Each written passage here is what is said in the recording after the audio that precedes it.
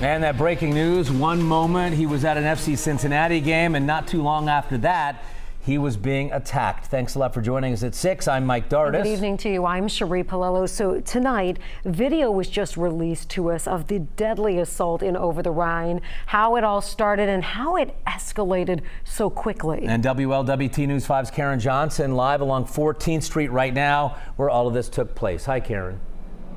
Well, hey guys, you just look around, you can see there are quite a few cameras here on 14th Street, not too far away from Vine Street. And today we are seeing video from one of those cameras.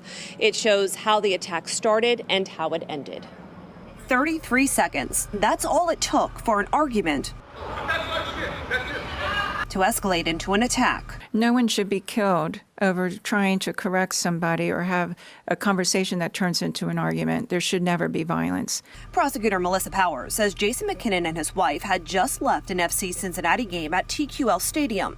They were walking down 14th Street when a woman driving this silver SUV was about to turn the wrong way on a one-way street. And the victim made a comment to her. And the woman didn't like what he was saying. That led to an argument.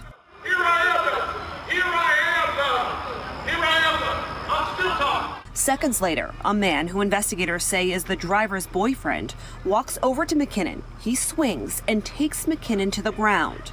McKinnon gets away briefly before he's assaulted again.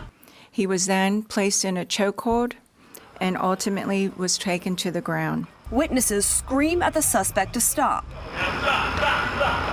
But the defendant continued to strangle until the victim fell unconscious.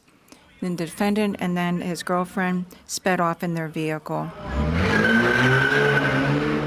McKinnon was rushed to the hospital. He died 4 days later on October 8th. Today, the suspect, 24-year-old Levantes Davis, was indicted on murder, strangulation, and felonious assault charges. This case is really resulting from a stupid argument between two people, and someone lost their life over it, and it was senseless and tragic. And the woman involved in this, the driver, she has not been charged in connection to this case. We did look into Davis's criminal history, and he does have some recent arrests for assault and robbery. However, he was never convicted. Those charges were either dropped or ignored by a grand jury. And the prosecutor says that's common sometimes, especially when witnesses don't cooperate. Reporting live tonight in Over the Rhine, Karen Johnson, WLWT News 5.